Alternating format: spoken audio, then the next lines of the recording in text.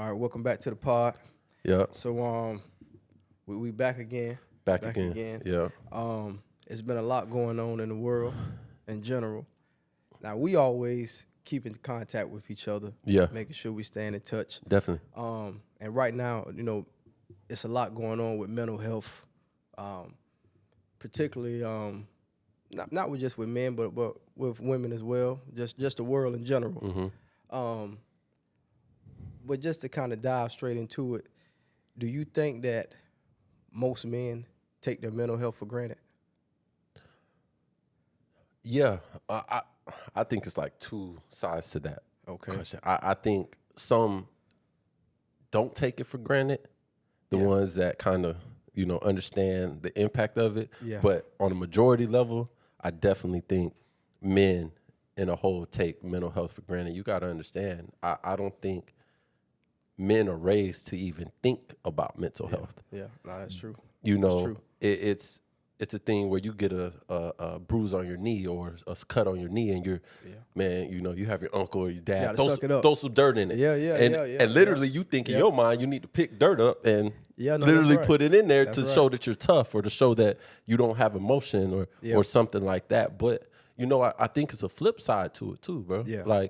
I think where we're at now, I think it's a lot of people kind of taking advantage maybe of, and I'm not saying that to discredit anybody that battles it, because that's a sensitive thing. But I think, for example, let's say something happens in your life, right? Yeah. We've all been through obstacles, adversities, things like that have molded us to who we are now, who we became, or everyday life, and it's like that with a lot of individuals. But now I kind of have that feeling that a lot of people, now that it's a topic and it's more shined upon, that there's a light on mental health, they may use it more of like a crutch. Yeah, exactly. What do you think about that? I mean, well, as far as this kind of like the whole crutch situation, and really not kind of standing on your own, or just mental health? The first conversation, but then kind of the crutch in a sense on where we're at now. I mean, honestly, man, I think for a man, it's important to constantly make sure that you keep track of your mental health. Definitely. And I don't like to use mental health. I like to just say, making sure your spirit is in line more than anything. Because that's, in my world, that's all it is. Your spirit out of line. Something not right. Yeah. But I think that's more important than anything, is just making sure that you're keeping track of it. Because like you say, we as men, we really not taught to have any emotion. No. Which I think part of that is kind of built into us. It's almost like a survival mechanism. Like we can't have emotion. Yeah. Like you got a point. if you're in a house and your kid's in the house, your lady in the house, and you hear somebody coming through the door, you ain't got time to panic. You got to get ready to go to work. Exactly. So it's like that emotionalness is a survival mechanism at the same time. But I think it do have its ups and downs to it. There's a quote that I read. This was a while ago, and it basically stated that I lose everything if I lose myself.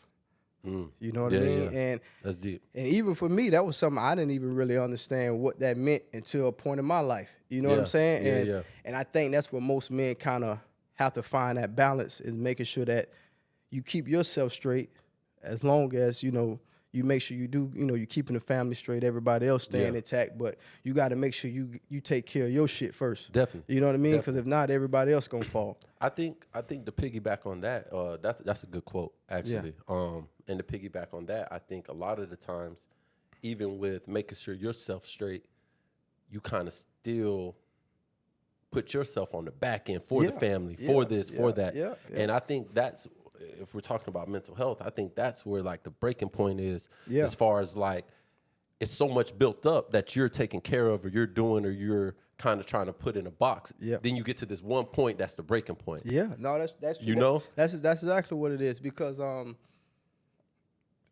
I mean, you just like me. You provide a meal. You the head of the house.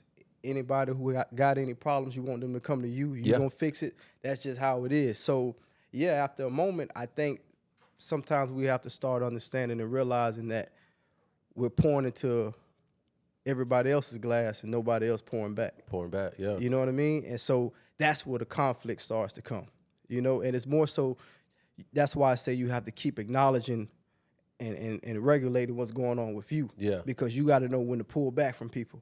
Definitely. Say, you know what I mean? Because some people, they just take us. You know what? That's crazy you talk about that, because I found myself being one of those people that poured into everybody. Yeah. And I mean, I didn't care what team I played for, who my friends were, Yeah, or yeah. anything like that. I always felt like, if I consider you a friend, you're my brother, kind of. Yeah, So yeah. it didn't matter if it was splitting, at the time it was a dollar menu or whatever, Yeah, like that. yeah. You know, splitting the dollar menu, we busted down the middle. But are they going to do the same for me? Yeah, no, that's you know? exactly what it is. And I feel like, you know, times like I can give you my shirt off my back, let you Yeah. drive my car, or, you know, do whatever it is, because I have that type of Yep. rapport, I feel like, with you. But at times you realize when you're that type of man or that type of person, you're not going to get that in return. Yeah. Because people aren't really built the same in a sense. Yeah. But also they don't have like that conscious decision to say like, you know what, let me kind of either understand what this person has done, or Yeah. and you know, and that could go for all things, not just friends, family.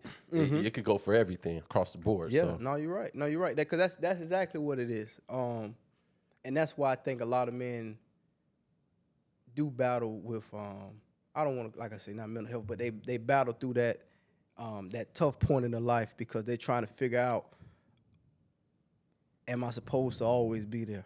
Yeah. You know what I mean? Yeah, And truth be told, you can't be there for everybody, and everybody don't deserve for you to be there for them. that's very much true, man. You know what I mean? Yeah, And that's what we have to start to understand more than anything, is that everybody battle is not ours. How do you handle that? Like, you know, a lot of people talk about the way to deal with some mental health is to compartmentalize. Yeah, And to yeah. kind of, you know, have like, you know, now Rolodex. Like Yeah, you yeah, have a Rolodex in your mind to kind of put things back, and then, Yeah, you know, and kind of push it more towards the back. How do you manage who and at what point you give and not give? You know, I think that's a battle all in itself when it comes to the mental. Yeah, no, I think that comes back down to, when I say back to just regulating everything that's going on with you.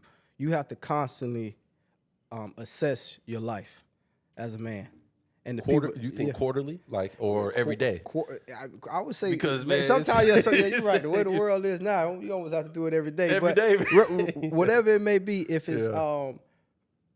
you know, if it's every 90 days, every 6 months, every year, whatever it is, you have to constantly make sure you're assessing your life and who is in your life. Yeah, You know what I mean? I agree. You have to constantly do that, because what happens a lot of time is, man, if you actually step back, you start to realize that most people not adding nothing to your life.